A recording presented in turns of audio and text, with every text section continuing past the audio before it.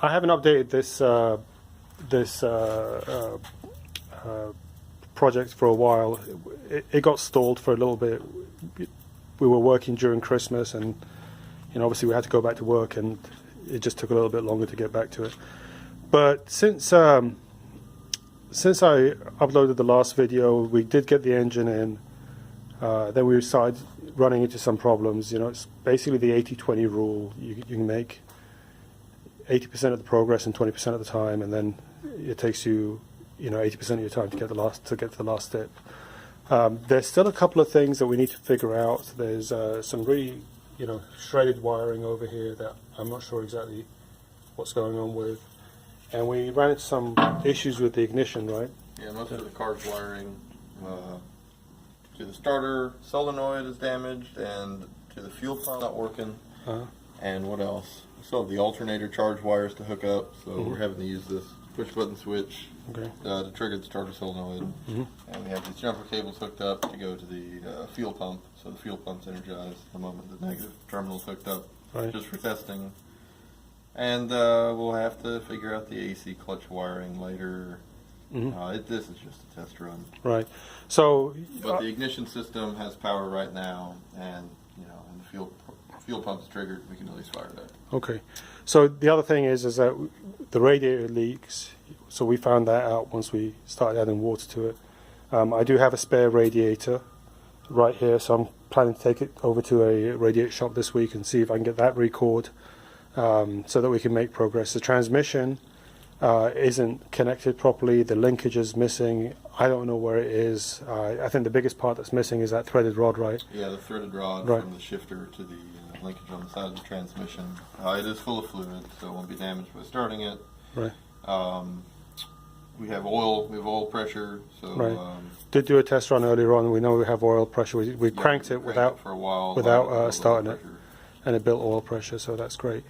I'm running right now a CIS fuel pump. I had a brand new CIS fuel pump that I had laying around, as well as a CIS fuel filter. So it's all mounted on the bracket. I'm gonna. It's right now. It's only connected to a jerry can.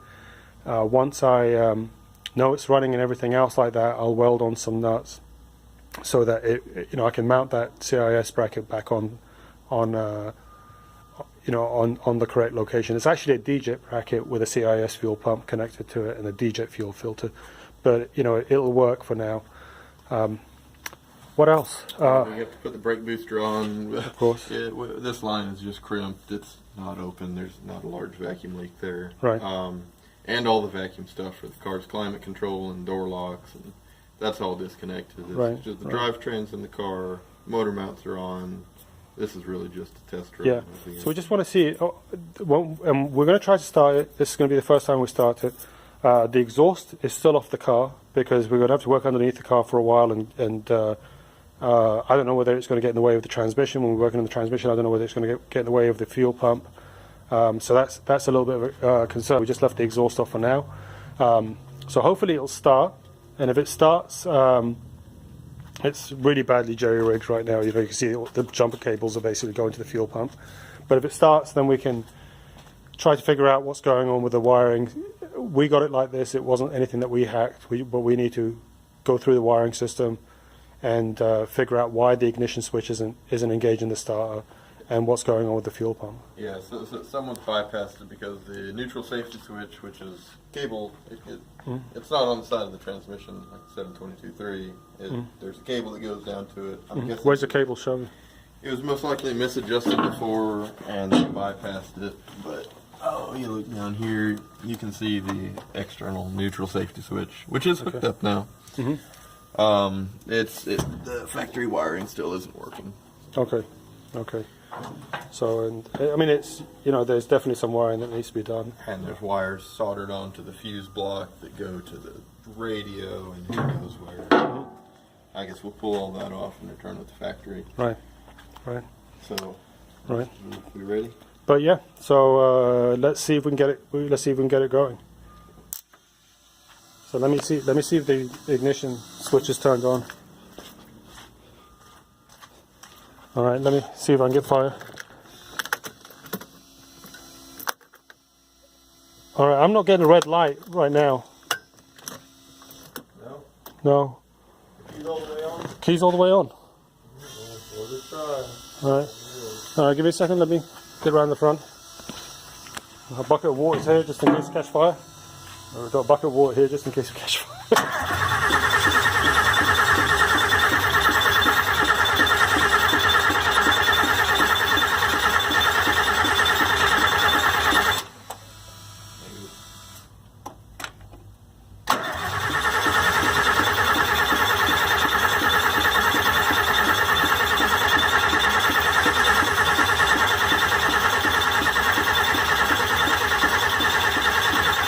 If I start fluid? No.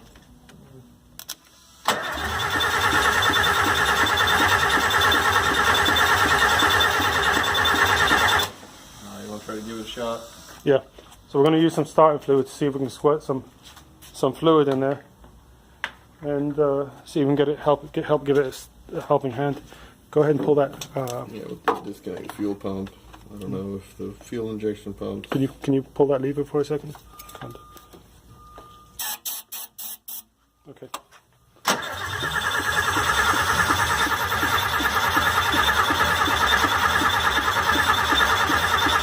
Maybe because the ignition's.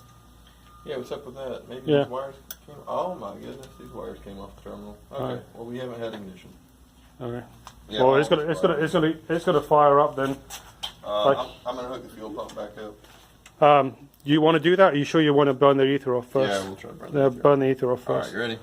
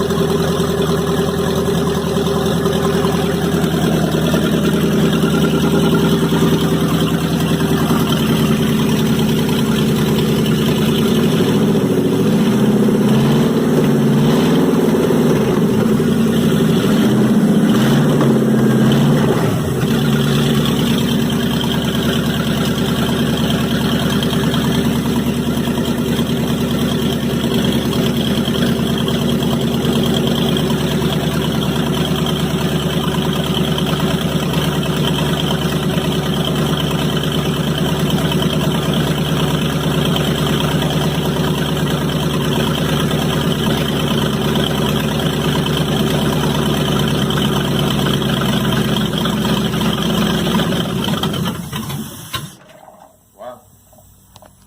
So there you have it. You know, it seems like it's running pretty well.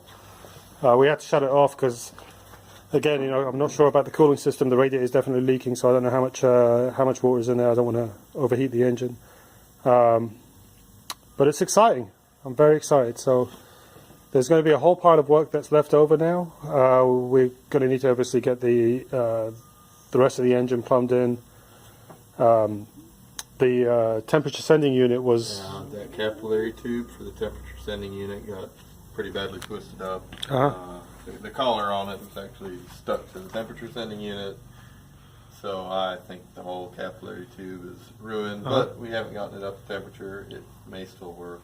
Maybe we can do some type of electronic sending unit off 123. I'm not sure. Yeah, I'm not sure what it's going to take, because on that cluster, it's every cluster that I've seen, you know, whether it's a 108, 109, I think has that kind of tube, but there may be some kind of retrofit. It'll be really nice if there is, because it'll, you know, that's just a pain in the rear. Yeah, I'm pretty sure the air compressor's working. It's for the most part plumbed in. That we don't have the filter hooked up to the suction side. But The air compressor's working. so all the links on the suspension are broken, so I'm going to have to buy new suspension links. And adjust it on this forklift. And get it adjusted. But the car's on the lift. I've got a 4-post lift that it's sitting on, so I should be able to get underneath it and adjust it while the car's running. It should be able to get it done.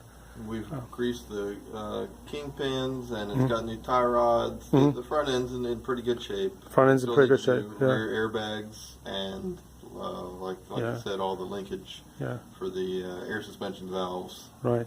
So for people who didn't see the first video on this car, so when I bought this car, it came with a non-running engine. I'm not sure exactly why it wasn't running. It could have been that it just sat for so long that all the fuel systems gummed up. That it was the fuel that came out of the fuel tank was just nasty. I didn't want to mess with it because it just, everything, even the linkages sounded dodgy. So I ended up buying a fire damage 6.3, and it was a really nice car actually before the damage. So the whole front end on this car is in great shape. The engine was really nice. So hopefully I don't have to worry about that too much. I can focus on the rear end. I can focus on the other stuff. But primary concern: make sure everything's plugged in properly. Make sure all the wiring's set up properly, and then start working through the suspension. Make sure the linkages work, and then hopefully I can take it for a drive. So stay tuned. Very excited. Let me know if you have any questions. If I need to be concerned about something, please post, and I'm very interested in getting feedback from everybody.